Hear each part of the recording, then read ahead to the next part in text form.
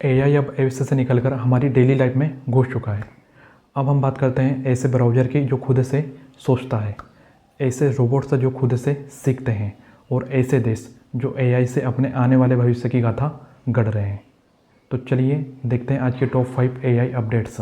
मैं हूँ राज और आप देख रहे हैं देसी फ्यूचरिस्ट, जहाँ हम डिकोड करते हैं उस फ्यूचर को जो आने वाला नहीं है बल्कि आ चुका है। तो चलिए शुरू करते हैं। तो सबसे पहले हम बात करते हैं ओपन एआई की। ओपन एआई ने हाल ही में लॉन्च किया है एटलस, एक ऐसा एआई ब्राउज़र जो सिर्फ वेबसाइट ओपन नहीं करता है बल्कि सोचता है, समराइज करता है और आपके लिए डिसीजन लेता है। जी हाँ, इसमें 3 चीज़ें काम करती है: data analysis tools, built-in chat GPT और एक नया एआई एजेंट मोड। तो आपने जैसे सर्च किया कि आपको फलाना रिपोर्ट की समराइज चाहिए, निष्कर्ष आपको निकलवाना है, तो ये टूल्स ऑटोमेटिक काम करेगा और आपको बेटर ऑप्शन देगा। जहाँ पर क्रोम पे सिर्फ सर्फिंग होती थी, लेकिन अब इस ब्राउज़र के आने से एआई आपके लिए सोचेगा। हमारी दूसरी खबर भारत से जुड़ी हुई है। ओपन एआई और एंथोपिक जैसी कंपनियां भारतीय टैलेंट की तरफ तेज़ी से आगे बढ़ रही है। AI engineers, data scientist, researchers, इन सब के लिए भारत नया एआई पावर हाउस बनते जा रहा है। मतलब साफ है, आने वाले समय में भारत केवल आउटसोर्सिंग हब नहीं रहेगा बल्कि भारत एक नया एआई इनोवेशन जोन बनकर रहेगा। तो हमें एक बात का साफ ध्यान रखना है कि एआई सिर्फ कोडिंग नहीं मांगता है। एआई के लिए हमें चाहिए रीजनिंग और एथिक्स का भी ध्यान रखना पड़ेगा। तो जो आने वाले समय में एआई के साथ कदम से कदम मिलाकर चलेगा, वही भविष्य में अपने आप को सिक्योर कर पाएगा। अब बात करते हैं नोडिया की। तो नोडिया ने इस हफ्ते एक ऐतिहासिक घोषणा की है। उन्होंने ओपन सोर्स किया है आइजैक ग्रूट को और न्यूटन फिजिक्स इंजन को। ये दोनों टूल्स मिलकर रोबोट को केवल सिर्फ हरकत के बारे में नहीं बताते हैं, बल्कि उसे कब क्या करना है, किस चीज़ को कैसे पकड़ना है और किस काम को किस तरीके से हैंडल करना है, इस बारे में बताते हैं।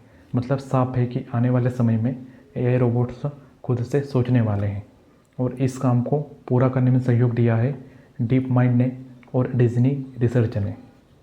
मतलब आने वाले समय में रोबोट्स रीजनिंग भी करते आपको मिलेंगे और इंसान केवल ऑब्जर्वर बनकर देखता रहेगा। अब हम बात करते हैं एआई के उस काले सच के बारे में।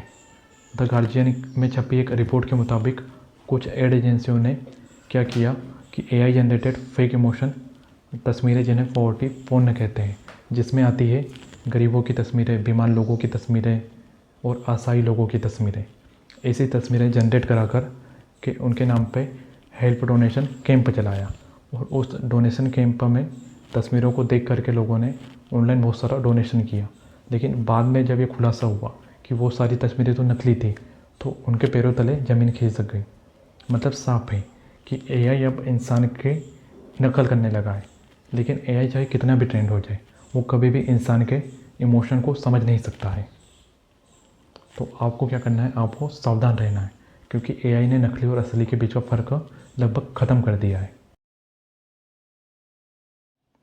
अब चलते हैं वर्ल्ड ट्रेड ऑर्गेनाइजेशन की ओर।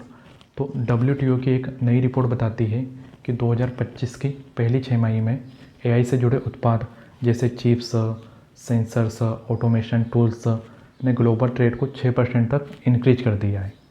एआई अब सॉफ्टवेयर नहीं बल्कि पूरी इकोनॉमी चला रहा है। डेटा सेंटर्स बनाना, रोबोट एक्सपोर्ट करना, एआई चिप्स बनाना, अब ये सब एक नया बिजनेस ट्रेंड बन चुका है।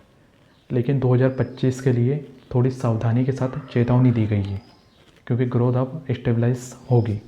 मतलब साफ है कि एआई अब सिर्फ कोडिंग तक सीमित नहीं रहा है, बल्कि एआई अब एक नई करेंसी बन चुका है। दोस्तों, ये थी आज की टॉप 5 फ्यूचरिस्टिक अपडेट्स। अब एआई सिर्फ टेक्नोलॉजी नहीं रहा है, वो हमारी ज़िंदगी की नई भाषा बन चुका है।